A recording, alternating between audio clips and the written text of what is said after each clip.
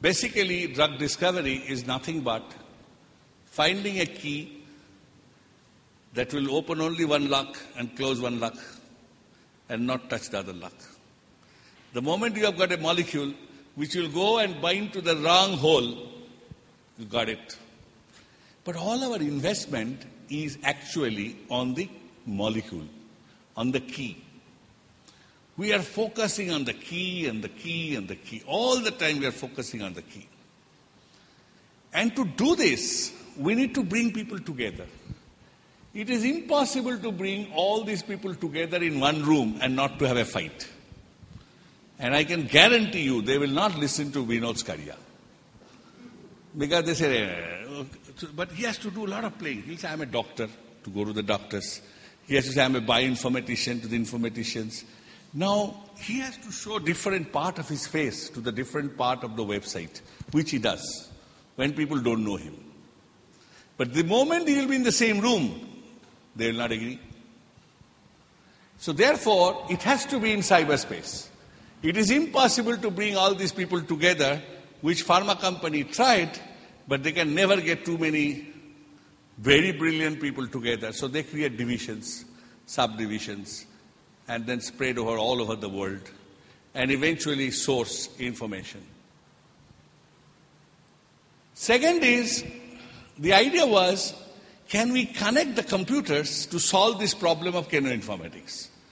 To design chemical molecule to eventually make it happen. My argument is, a computer is too slow a machine compared to the brain.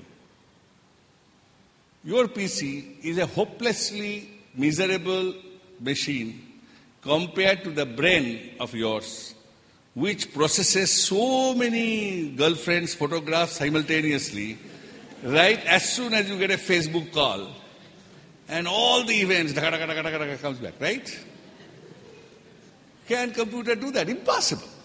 We'll spend all his time to screen that. ठीक बोला ना? So therefore, it is this brain is far more powerful. So can we connect the brain and the computer to create what we called? This you are all familiar with, very familiar. What is the problem in this two? There is an innovation, there is a process. Process driven, as I told you, we have 40, 50 companies who will do it very well. We have no problem. The left side is the problem.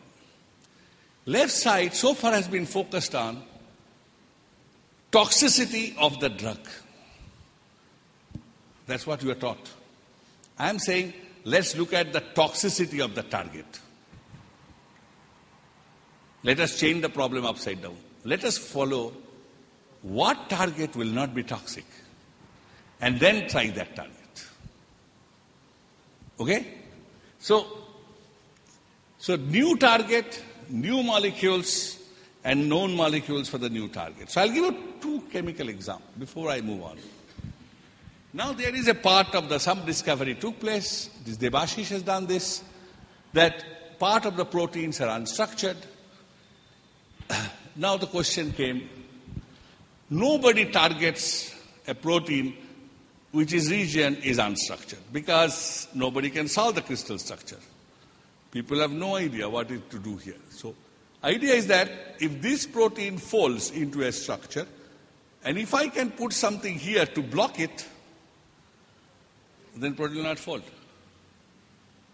Correct? So can I find all the proteins in the genome which are unstructured? And he did this analysis, and he came up with 13 proteins which has unstructured. Many, I just show you the next slide, then you will understand. So from 4,000 proteins of MTB, he got 222 unstructured protein. From unstructured protein, he got into essential protein. From essential protein, which has a similarity in PDB, then absence in human, then literature search, finally involved in pathways. So he came down with the 4 proteins pathways which gets involved. This knowledge is given to the open source. No experiment done so far. By the time this work is done, it is very interesting. If we look at the result of this work, it just turns out there is an FTZ, falls under this category.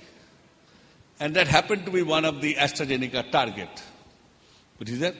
Sab computer mein ho raha hai. So idea was new. So therefore you have to subtract. So this is how you start getting newer targets, newer approach. Again, I'm telling you to learn chemistry. You have to understand chemistry, how things happen. If this is a chemical molecule, its structure and shape is like this. Tell me where it can go and bind in biological system. Huh? Tell me the most favored where it can go and interact in the biological macromolecules. What type of molecules?